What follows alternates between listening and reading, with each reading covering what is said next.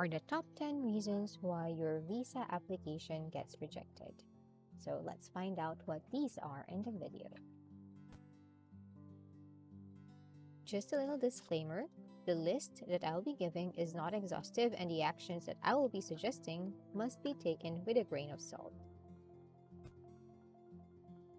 Reason number 1.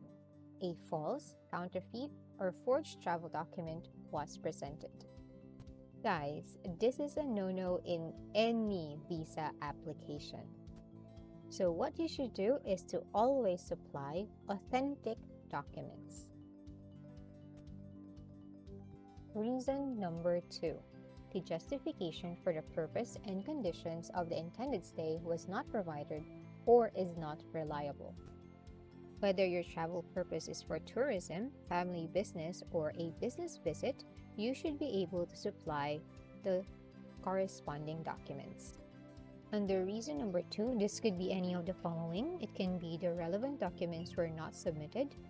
The documents submitted could not be ascertained for your purpose of stay, or the existence of a family relationship was not substantiated with adequate documentary evidence.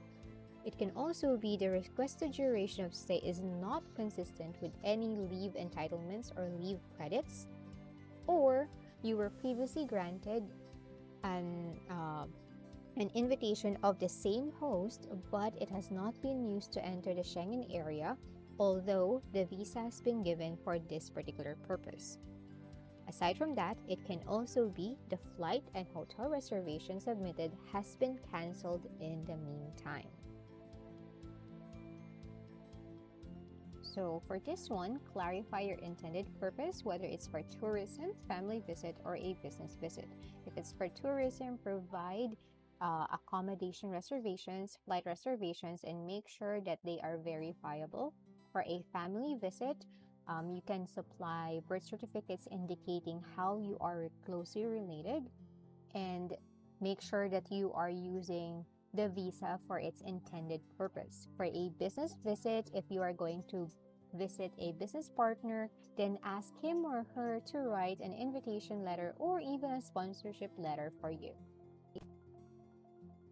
Reason number 3, you have not provided proof of sufficient means of subsistence for the duration of your intended stay or return to the country of origin, or even for a transit to a third country in which you are to be admitted. So this would mean that there is insufficient evidence of financial means. Take note that a bank confirmation without any bank statements for the last 3 months is not sufficient as proof of financing. You may include your payslips, your employment contract as further proof. So for this one, always make sure that your finances are more than enough to cover your intended duration of stay. And if you think that your finances aren't enough, it is better to have someone to sponsor your stay if you can find that someone. Here are some documents that you can present as proof of your financial solvency. Your personal bank statement indicating financial movements for at least 3 months, credit cards, cash, traveler's check, pay slips. You can also have your proof of employment, supporting documents if you have a sponsor, proof of prepaid accommodation, and documents if you will have a private accommodation, as well as proof of prepaid transport. You might as well check how much you will need for your intended travel. So for example, if you would like to stay in France for 14 days, France requires 120 euro per day without a prepaid accommodation, and or 65 euros per day with a prepaid accommodation. So you can compute your finances based on that one. Reason number 4, you have already stayed for 90 days during the 180-day period on the territory of the Schengen member states on the basis of a uniform visa or a visa with a limited territorial validity. This reason is for those who are frequent travelers already. So for this one, calculate the number of days you have spent in the Schengen area and always remember that the 180 days keep on rolling. You can scan the QR code to check. Reason number 5, an alert has been issued in the Schengen Information System for the purpose of refusing entry by one or more member states who consider you as a threat to public policy or internal security. This means that you have a negative entry in the SIS, and as long as this negative entry remains, it's not possible for you to be granted a visa. Reason number 6, an alert has been issued in the SIS for the purpose of refusing entry by one or more Schengen states that consider you a threat to public health. I've been seeing more and more of this particular reason from the start of the onset of the pandemic. So your only option is to get vaccinated and present your vaccination certificate along with your other documents when you are applying for a Schengen visa. So this is an unusual reason.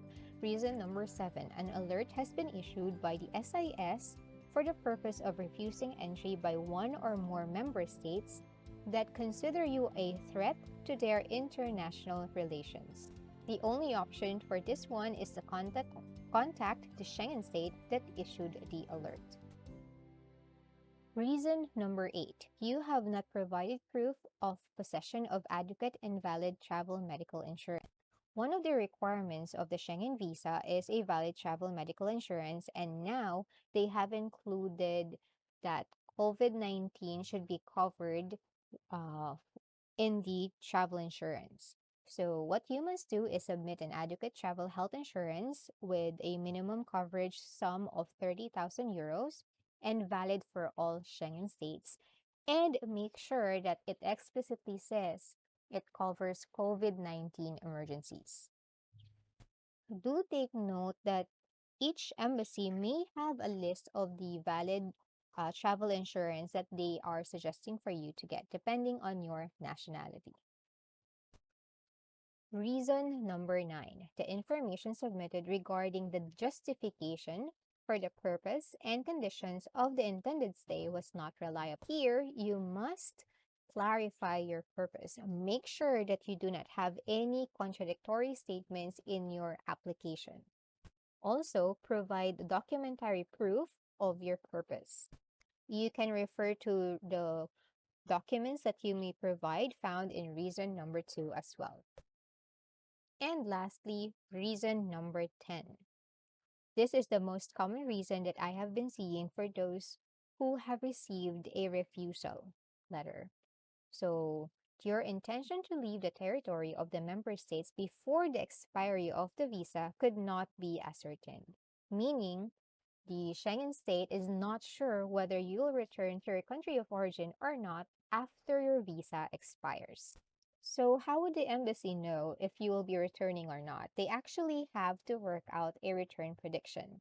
And based on the documents you have submitted, they will check whether you will be returning or not to your country of origin.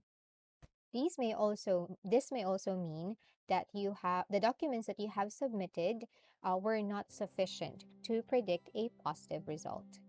Here are some of the considerations that the embassy takes into account when creating a feedback for reason number 10.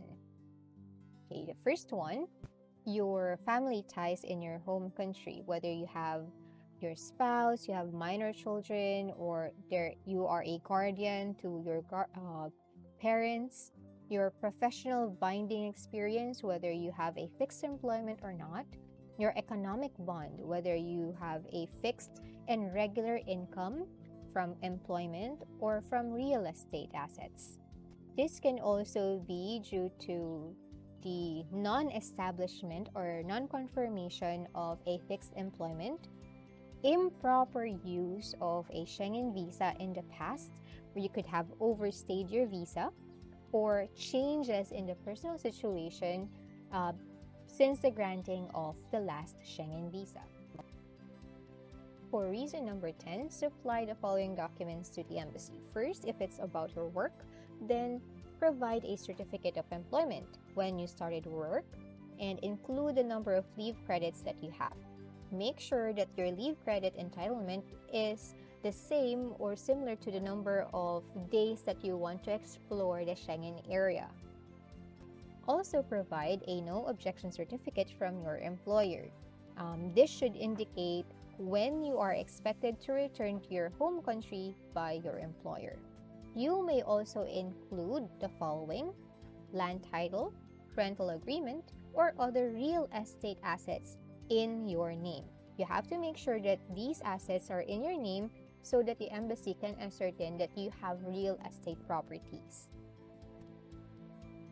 Here are the references that I have used for this video. You can click on the description box to gain access to them. So thank you for watching the video, and if you special thanks to my 250 subscribers. So if you haven't subscribed yet, please do so, and I'll see you in the next videos. Bye!